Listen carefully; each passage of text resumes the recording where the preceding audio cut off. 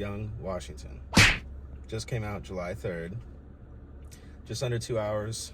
Distributor Angel Studios, which is an important thing that we'll get into.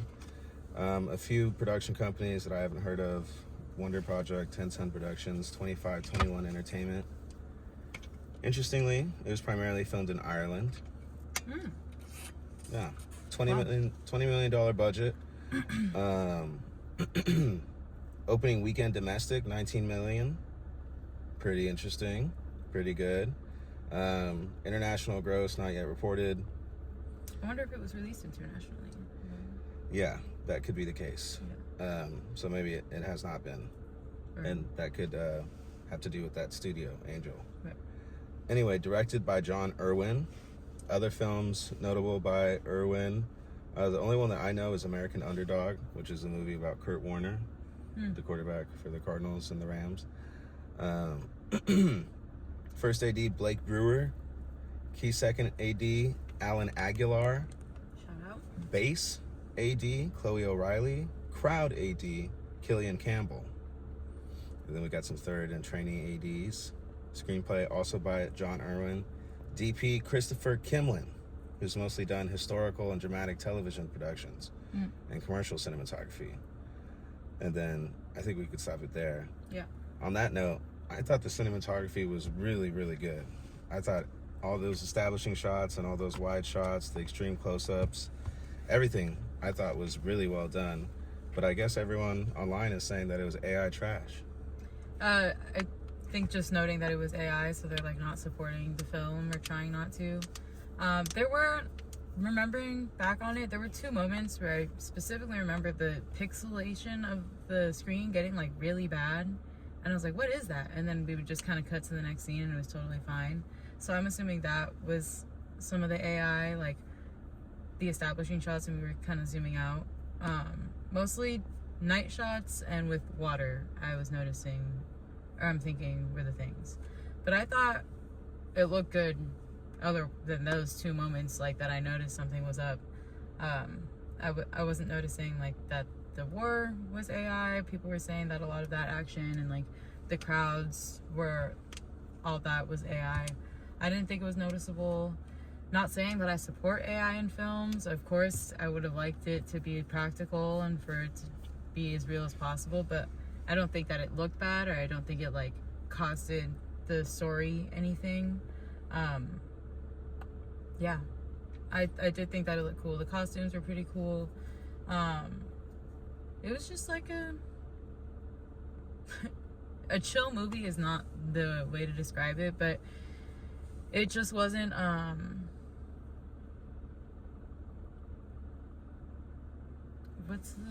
it was just an all-around story. It had all the elements that you would want in a story. It had, you know, his friend dying, which was kind of like a catalyst moment. He had lows, he had highs. I thought it was a good story. Well, I might have a kind of a different view. I thought it was pretty good. I thought the biographical, like, section of young Washington's life to focus on is really cool, especially with the message of Angel Studios.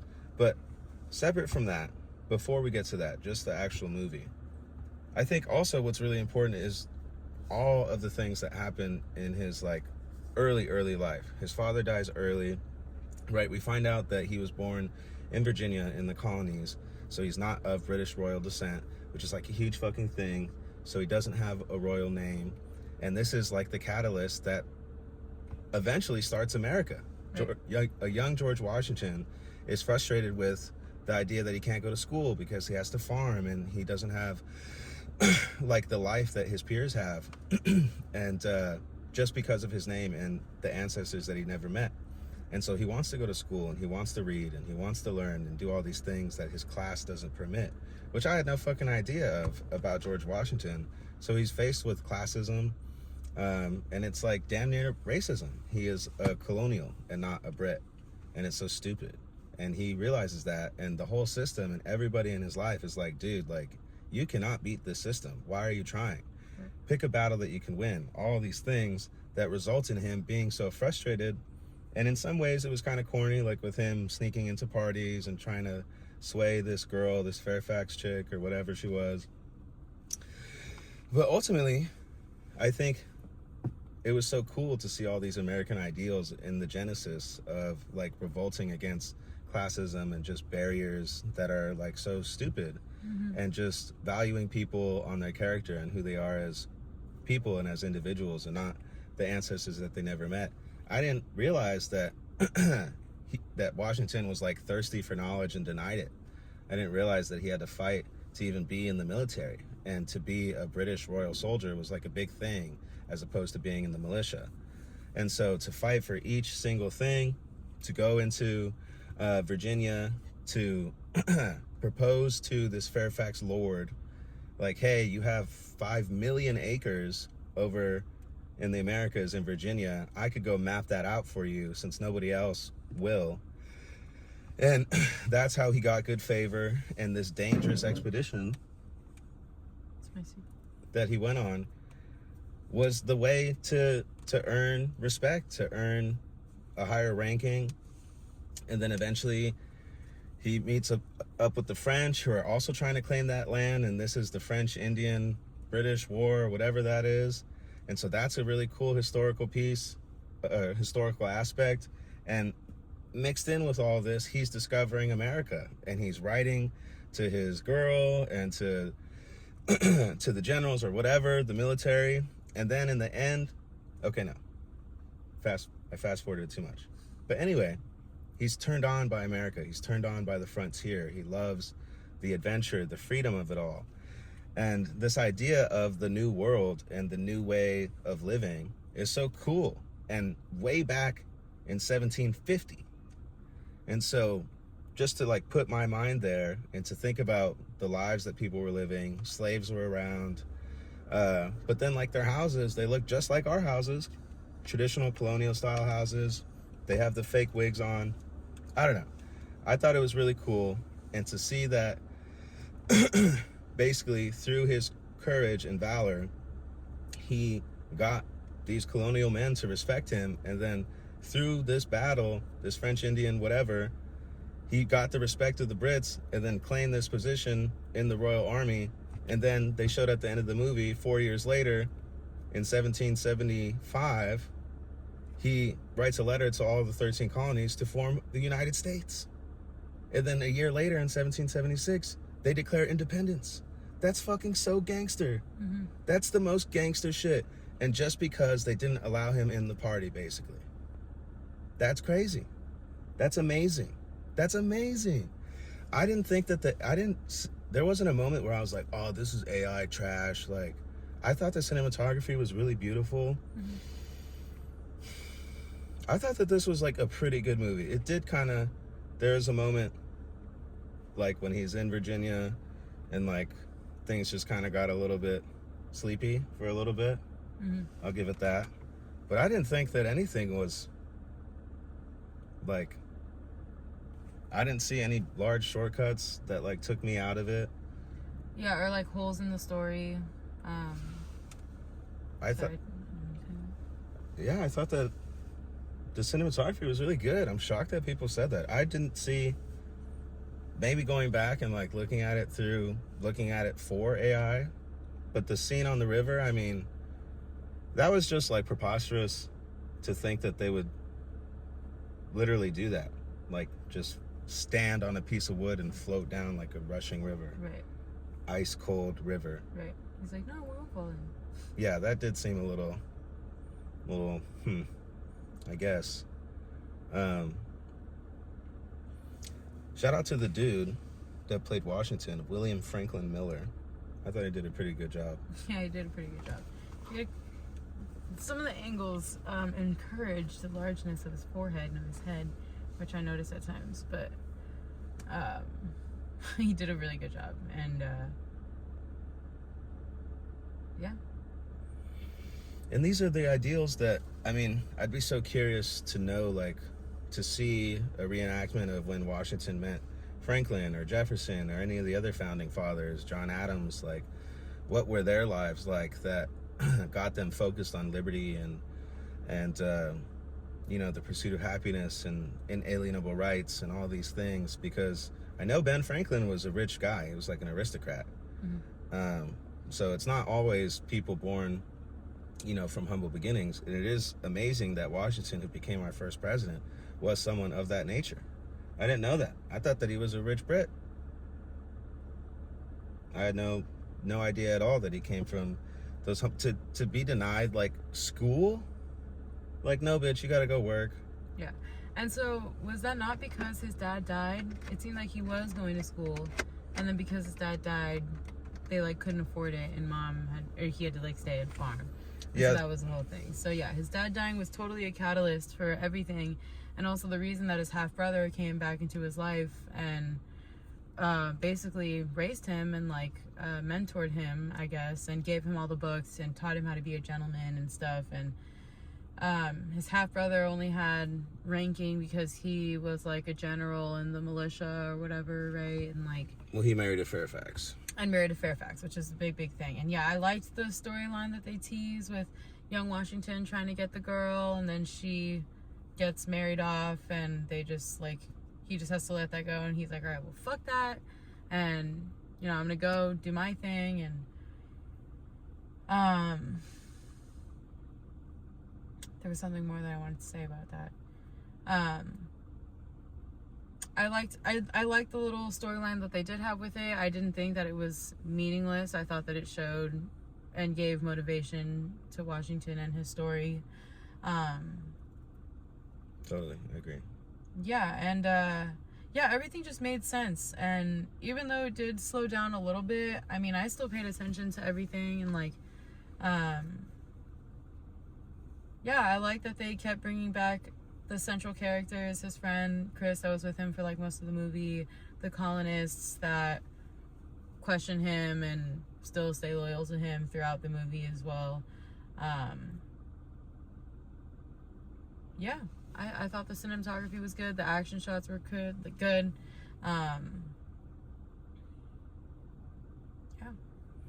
Yeah, they really show Washington in a human light, which I'm sure probably wasn't the case for a lot of history after he did all those great things. Right, it's only some of the truth. Well, you only hear about his achievements, really. Right. I had previously heard that he was a big, like, retreater, not in a negative light, but that was something that eventually aided him in victories later. But previously, I don't think that was a big thing. Like, guys would just fight to the death just for honor. Mm-hmm. And they also had a line in the film where Washington was expecting the French to like line up in a straight line at the front of their army and fight with honor. And I guess that was like the idea behind the way that they fought. And the Indians were telling him, yo, they're gonna come from the trees. We could just shoot you down from the trees. And Washington was like, no, they'll fight with honor. And then they shot them from the trees. So it's interesting to put ourselves, especially in 2026 and in California where there's fucking no morals and no virtue, in a time where everything was dominated by this idea of virtue, and whoever was determining what was virtuous determined law, and that was fucked up.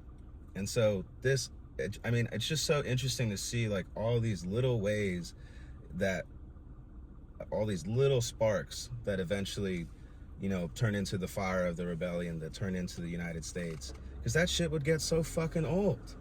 Especially when you're in a new world and you're like, yo, we got these Indians over here. We're taking their land. The French are taking their land. Like, this is nobody's land. Like, what are we doing?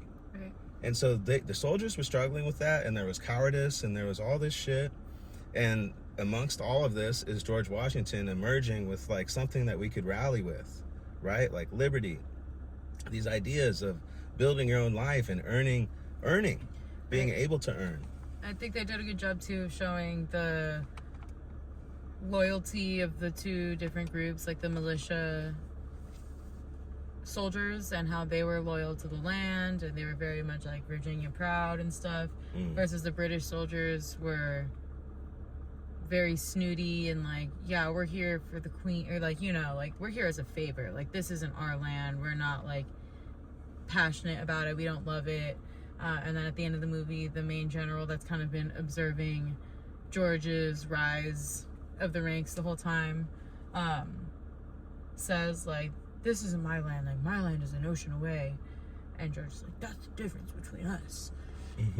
And it's like, okay, so that was a little corny, but we get it though. Like, he has loyalty to his land, which is England. He was not born here, right? So why would he feels a line of loyalty for this land? And so naturally there's going to be a need for two separate countries at some point. I mean, at that time anyway. But I like that they planted those seeds and that you could see the separation of loyalty a little bit. Yeah, that was really cool too. Great point. You can see that start to grow, and especially with their king being so far away, and most of these people, like Washington, were born in the Americas. Were born in Virginia or Pennsylvania or whatever the fuck. And so they don't know the king. They don't care. They're like, why are we being ruled by this person that we've never met? Like, we don't pledge allegiance, like even our ancestors, like this is so separate. And so you start to see, like you're saying, all these little seeds that are growing and growing and growing, and they've been growing for centuries or however long. The Brits expanded their empire so far. Then you can also think about that, like the lengths to which they were extending themselves so thin and just so drunk on their power and so wealthy. Like, I have 5 million acres in some place that I'll never go to, and there's a bunch of savages there and whatever. And the French want to claim it. Like, no, you go tell them to stop. What? Yeah. And then if they don't stop, make them stop. That was so dumb. The whole time I thought he was going to stand up to that guy and be like, you just use logic and tell him, like, this is the situation, dude. I don't know what you expect me to do. Like, that's impossible. Exactly what you're telling me. And everybody told Washington that it was a bad idea, that they were using him, that they were setting him up. So I guess that's also implanting hatred or not hatred, but distaste, disloyalty toward the British Army, or whatever you want to call it. Yeah, the government, the military. Yeah. The whole thing, the empire. Yeah. And then so it's cool to think too, like, so the thing that led up to the big battle, Washington gets like 150 militiamen to join him to go back to Virginia and tell the French, like, no, we really mean stop. And then so they build a fort, and they call it Fort Necessity, because they needed to build the fort, and then it flooded, and they all get attacked. And so they get attacked, and then from that attack, George is able to save his men after a British soldier called a false retreat out of cowardice, and George chose to stay and fight, save his men, and then thus gain his position in the Royal Army. Wait. No, I think those are two separate things. Because Fort Necessity, they surrendered. Right. They surrendered. I fast forwarded a little bit. So they surrendered, but they got attacked. And then George was sick in the cargo thing. And then they get attacked again. And then the soldier calls a false retreat. George wakes up. He says, no, I'll fight. Saves his men. And then that allows him to get the seat in the Royal Army. But anyway, that was like July 4th, 1770. 55. Oh. 17... No, because 51? Because like 4 years earlier? Right. So 51 or 71. Right. Because 4 years later, because that was July 4th or July 3rd, 1771. 4 years later, on July 4th, 1775, he writes the letter to all the colonies to to form the United States. And then a year later, July 4th, 1776, we officially secede. Yeah. So it's like, whoa. Washington fucking had a crazy 4 years, crazy 5-6 years, crazy rest of his life. But to think, like, nope, I want to be in the party, to nope, I want to be in the military. Okay, all right, well, I guess we're getting further. Okay, we really don't like, okay, they'd start taxing our tea real tough. Okay. That's the final straw. Yeah, I guess we're doing this. We just want our tea. You guys with us? Okay, we're doing it. Bye. Okay, you don't want us to stop, we'll fight. Okay, like, Yeah. So crazy to think about the balls on this man. Holy fuck. Yeah. And to fight, to read Cincinnatus and Plato and all these like hard reads. It's really, really cool. So, Angel Studios. Oh wait, I have some criticisms. I want Okay. to say too. First of all, shout out, Mom from Weeds. It was our comfort show for a little bit. She was in the show as George Washington, in the movie as George Washington's mother. And I just have to say, Yeah. what was the whole thing with like her having this like, it was like a weird Irish, British accent or whatever. Washington, no accent. Born in Virginia, Virginia man, American. We don't know if dad was British or whatever, or where they came from, but she had, and it would switch back and forth from like this like type of like British accent, like your father, like very Scottish almost or whatever. You were raised to believe that, like just that kind of cadence to it, and then just full British sometimes. And then George Washington was so American. I was like, what's happening right now? So it was hard for me to take her seriously anytime she was there. And also just... I agree. The accent, I also caught that. Couldn't do it. Took me out of it. And then there was one other thing that I wanted to say criticism-wise.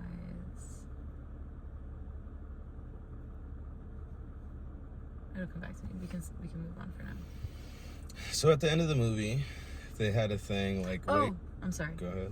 It was the whole dying on the hill of a pawn can beat a king or whatever. They said it like 5 times. It was cool the one time, the first time, when he's like learning how to play chess or whatever. And then they say it again, like, don't forget, a pawn can beat a king. And I was just like, okay, guys, we get it.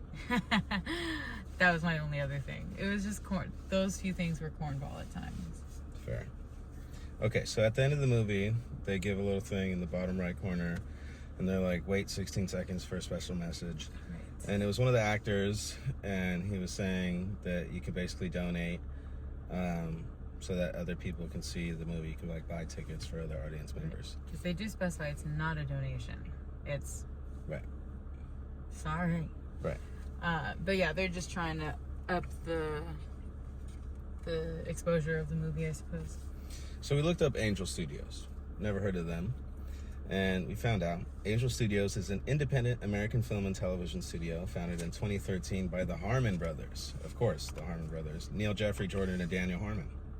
Of course. The company originally operated as Vid Angel, but now it is Angel Studios. And so Vid Angel was like a religiously sensual production company, which, as you can imagine, or maybe not imagine, because why would that have any influence? Their reach was limited.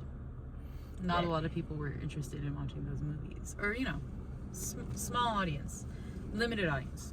So their new mission, rather than targeting only religious audiences, the studio says it looks for stories centered on hope, courage, sacrifice, redemption, and perseverance. While many releases have faith-based themes, the company has expanded into historical dramas, family films, thrillers, documentaries, and animation with the motto, stories that amplify light. Right. And so we noticed, the previews for this film were pretty much exclusively Angel Studio movies, other movies that they will have coming out. Many of which were other historical dramas, a couple other big guys in there. So it seems like we might get the whole presidential rundown eventually from the studio, which honestly, I'm not mad at it. I don't think that they were pushing like a huge propaganda thing. They weren't like, rah, rah, America. Like, I don't think that it was any of that in your face. I think it was just telling an honest story of like the natural breaking away of American culture, It's the start of American culture. It's like Yeah. the genesis of American ideals. of a new world. Oh, and that was something else I wanted to say too. They kept mentioning like you are expecting them to fight like how they do over there, but this is a new world and you should be prepared for new things. And so I think that was just another like ode to them referencing that like Britain can't control everything over here. They're not prepared. They're not used to it. Yeah, everybody's just trying to take control of a land that they're not prepared for or familiar with. Big foreshadowing. Yeah. And shout out, honestly, that they even represented the Indians, because obviously they had a huge part in the world during that time. This is their land, so it shows their divide of the Indians fighting for the French, and some of them, I mean, not fighting for anybody but themselves, of course, and then the ones that helped George Washington. So, yeah, good. Happy that they included the Native Americans. Yeah, but anyway. I'm sure that gets very complicated with the representation and all that stuff. Right, especially for a production company like this, which I would assume may not want to be so controversial or whatever. So what makes them different? More than 2.2 million paying guild members help decide which films and TV projects Angel backs. Members can screen early cuts, vote on projects, and influence what gets produced. It's a community-driven model rather than the traditional studio executive system, which is the first that I'm hearing of this. I don't even like A24 or whatever. Yeah. So, secondly, crowdfunding. Many Angel projects are partially financed by thousands of individual investors rather than relying entirely on traditional studio funding. Some examples of like other religious shit. Pay it forward. Thirdly, Angel introduced a system where moviegoers can purchase tickets for strangers. It was used most successfully with the movie Sound of Freedom, their biggest hit, over 250 million worldwide. So it's really interesting. Angel has grown rapidly in the past few years, more than 2.2 million guild members, over 107 million app downloads, more than 10 billion total views across all platforms. Reporting trailing 12-month revenue exceeding 320 million. So they pose an interesting question. What if audiences and not studio executives decide what gets made? I mean, of course, these are much smaller scale films. Right. So you got to start somewhere. Right. Happy that they exist. Mm-hmm. Definitely get away from the religious centered stuff, or like just do more. Yeah. You know. Yeah. And yeah, I think it's also like, I don't know. It's a little like skewing when they only play their trailers and their trailers are only like kind of cool. Definitely. It was building me up to think that it was going to be a super bad movie. Honestly, Mm-hmm. I was like, God, like, you know, they're just, it would seem like an independent thing. Like they were going to be very much Mm-hmm. cheesy and American pride and like, this is the narrative that we're going to take.